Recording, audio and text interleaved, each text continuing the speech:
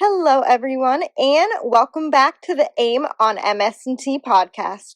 I'm your host, Kate, and I'm so glad you have joined us today. If you are new here, let's catch you up.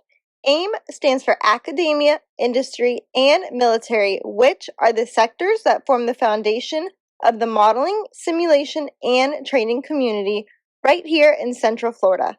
Together, they make up what is known as Team Orlando, a collaborative partnership driving innovation and mission readiness through MS&T. Each episode, we sit down with leaders and innovators within the MS&T world to talk about what's new, what's next, and why it matters, especially to our Team Orlando community. Whether you're deep in the field or just curious about one of Orlando's biggest industries, second only to the theme parks and hospitality industry, we're here to keep you informed, inspired, and part of the conversation.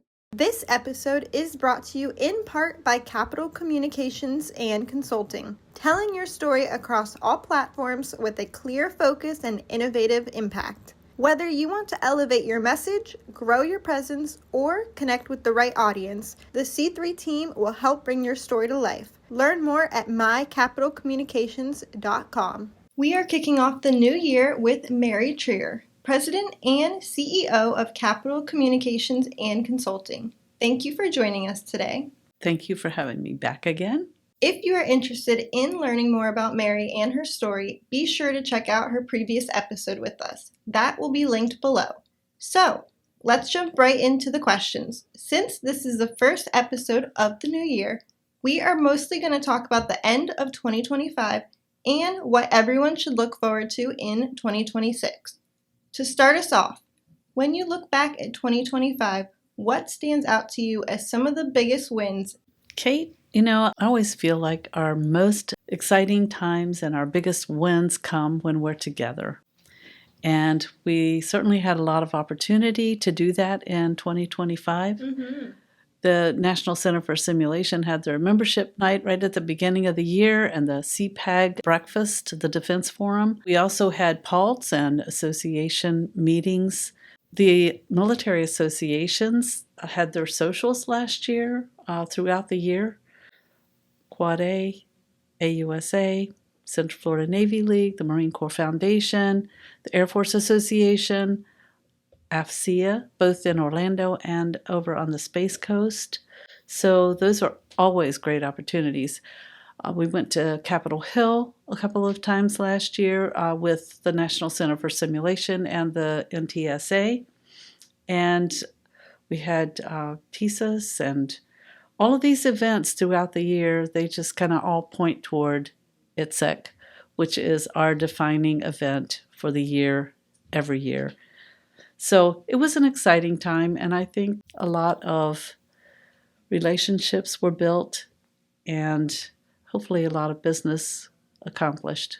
So separately, in addition to the events, I wanted to talk about industry's opportunities to partner on contracts, and ultimately, those were some of the biggest wins of the year because that's what helps our businesses thrive, brings jobs to the local area. Now, were there any surprises in 2025, either challenges or opportunities that shaped how you're planning and going forward for 2026?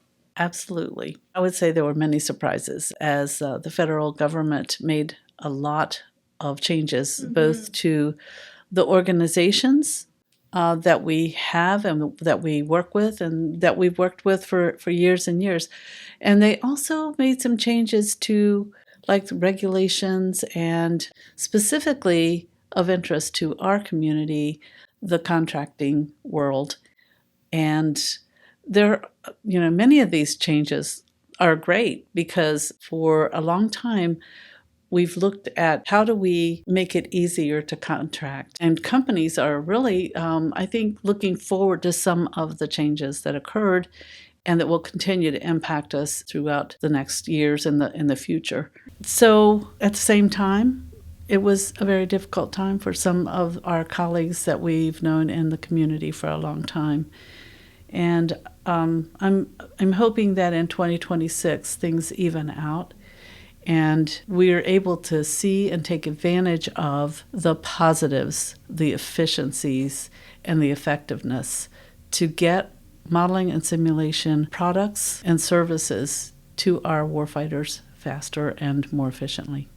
We also learned about some potential defense transformation initiatives that impacted our local Central Florida military community. And as a community, we realized maybe we're not telling our story in the best way possible. So we had to take an internal look and say, how can we help by spreading the news of the benefits that modeling and simulation contributes to the missions of the warfighter, and how do we make their training and preparedness more effective? Moving on to this new year and looking ahead to the rest of quarter one, what should people in the community be paying attention to right now? What are some major events coming up this year that people should get involved in? Well, we're already at the middle of January. Yeah. I can't believe how fast it goes. I know. And already we've had several events take place. The Quad A had their social on last Friday night. AUSA had their social Monday night. And Tuesday night we had Central Florida Navy League with their social. And today we have coming up the National Center for Simulations membership night, which is always a fun time. It's great to be with the community again and the leadership in the community. It's a good time to renew those relationships and to hear the leaders talk about what's going on and what they see coming in the future. Now, I do want to mention that the normal CPAG event, that will be scheduled later on. It's been delayed a little bit this year, but it will be coming in the future. And as soon as we get information, we'll put that out to our MS&T community. But it's just usually that's happening this week also. Other events. We had PALT earlier this week, and I think our community needs to stay plugged into those PALTs because those are very important to learn. And also the networking. I'm going to just keep harping on the networking because, that's where the relationships are formed and your next partner may come from. So, but it's also, PALTs are a great opportunity to hear where the contracts that are coming up, what's the status, what's going on with those. So those are always good. There's a DSI Military Virtual Simulation Summit coming up the end of this month. And then the Army has an X-Tech Search 9 event coming up the first part of February at the Central Florida Tech Grove. NTSA is having their leadership forum, the Congressional Leadership Forum, and NCS will have their Capital Connection. And we also have SpaceCom. Then there's an IDGA military simulation event. And we also have the 30th Annual ARC Industry Leadership Forum coming up in February, which is focused on how AI is driving the future of industrial operations and the supply chain. So I think that will be interesting as well. And there's so much more.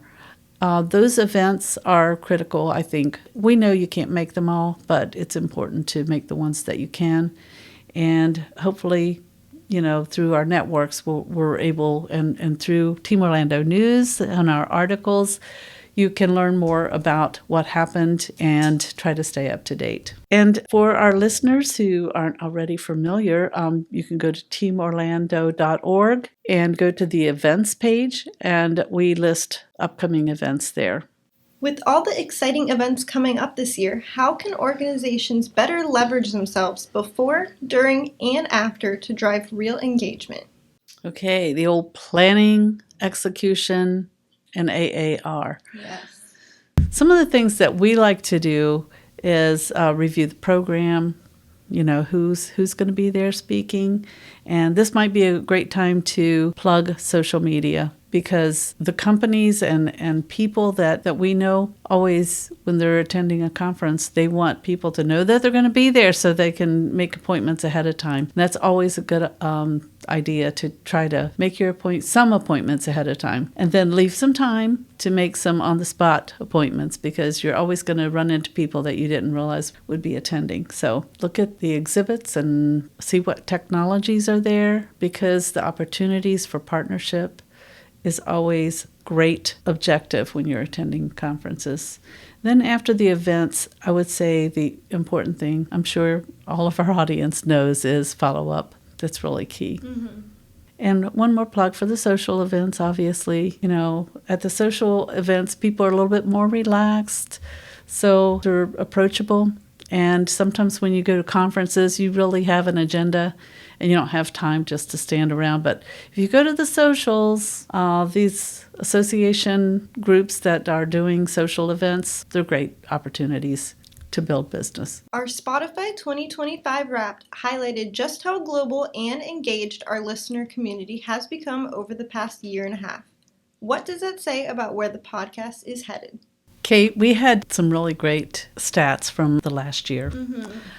Growth over almost 600% growth. So we're getting the audience that we intend to get, which is the MS&T audience, people that are working in the modeling, simulation, and training industry. And I believe the level of speakers, this one excluded from that, is really high, and they want to hear from our leaders in MS&T. Last year, we had several of the military commanders talk with us and share some of their insight and some of the key things that for the future. And, in the Navy versus Army competition, Army, you just got to kick it up a notch because Captain Betts was our top episode of the year. Sorry, General Beeler.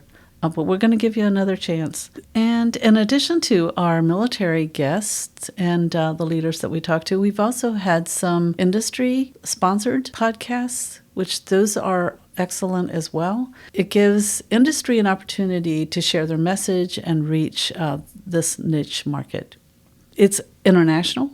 Well, we have listeners from the international audience as well as from the USA. And I see it just getting better. I like the fact that it gives you a chance to listen to it on your drive. If you're out walking or jogging, you can listen to it while you're doing your workout. Exactly. So I think that we see continued growth there. And it's, what our guests are saying is really important.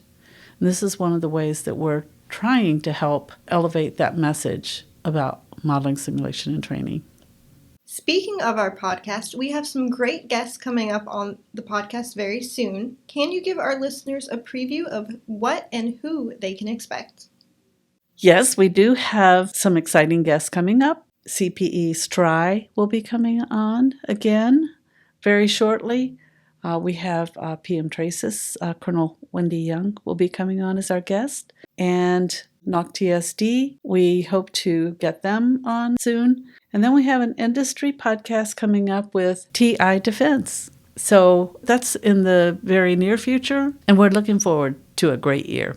That leads us nicely into my next question. What are some of the most common themes or questions coming up in the Capital Connection discussions right now? Okay, the Capital Connection, for our audience that may not be familiar with it, the National Center for Simulation has a great advocacy program where we go to Capitol Hill to try to help educate and inform our leaders on the MS&T industry.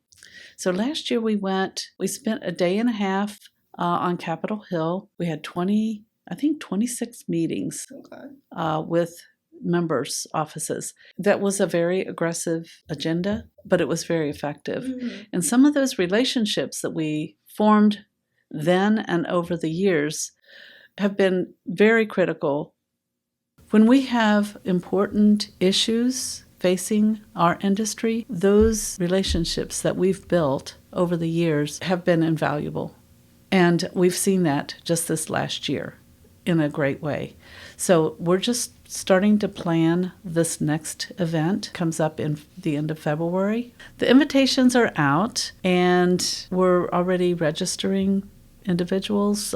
It is limited to about a group of about 30. So if you're interested in attending, I would contact George Cheros or Neil Finkelstein. And some of the things that we'll be talking about this year is how we're growing and protecting the modeling, simulation, and training industry, how to expand wargaming capabilities in the Central Florida area, and some of the simulation education through the Starbase program, the GEMS camps, UCF program, and Full Sail. So I think it's going to be an exciting event. And the leaders that go with us on this trip, also a great opportunity to build those relationships and collaborate.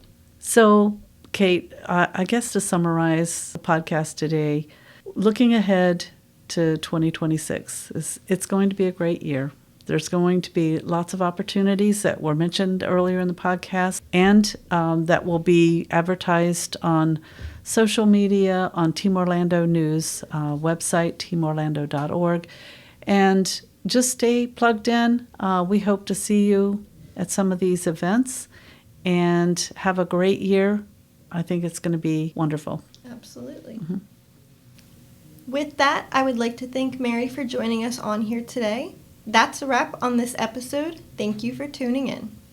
Want to stay in the loop on what's happening in the modeling and simulation and Team Orlando communities? Head to teamorlando.org and follow us on LinkedIn, X, and Facebook for all the latest updates and upcoming events. If you're looking to spotlight your organization or share your voice on AIM on MS&T, sponsorship and guest opportunities are available. Contact us. The information will be in the description. Don't forget to follow AIM on MS&T on your favorite podcast platform so you never miss an episode. I will talk to you all in the next one. Bye!